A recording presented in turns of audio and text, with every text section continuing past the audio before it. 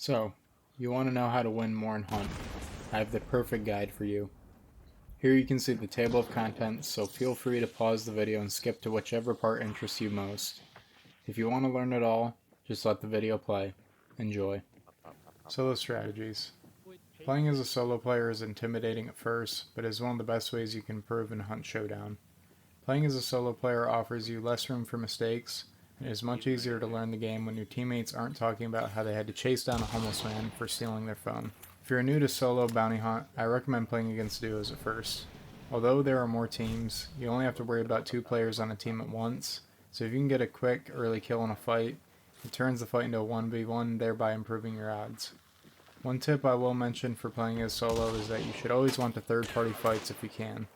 Facing off in a 1v2 or 1v3 can be difficult if they know you're a solo player. By third-partying, the other teams may think you're a part of a team they are fighting against, which often affords you a second chance to get back in the fight if you do go down. Strategy 1. Shotgun Solo. This is probably the easiest strategy to employ as a solo player. However, given the recent changes to the Necromancer trait, you may want to select one of the other strategies.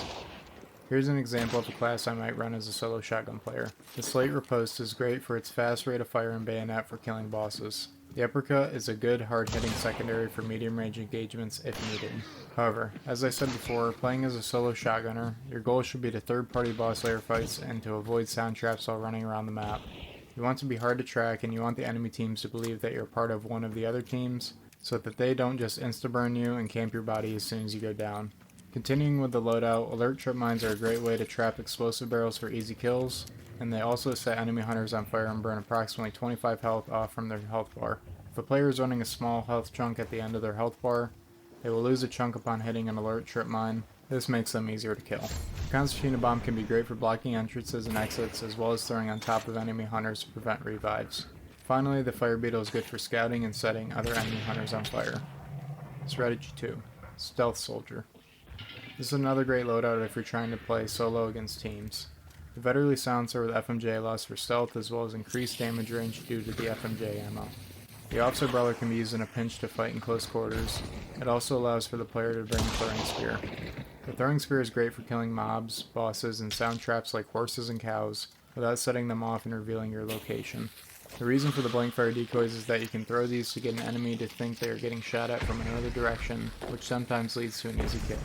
Another reason for them is to make enemies think you're a part of a team, which can help you if they're beginning to push and you need to rotate for better positioning. The overall goal of this loadout is to third party, but also to be able to rotate around the map silently.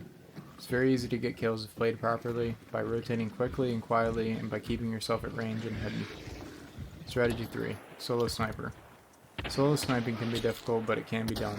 The biggest key to solo sniping is quick and quiet rotations, as well as distance between you and your enemy. Once you shoot, it is a good idea to move to a no location, so the enemy can't close in on you. You want to keep the enemy guessing.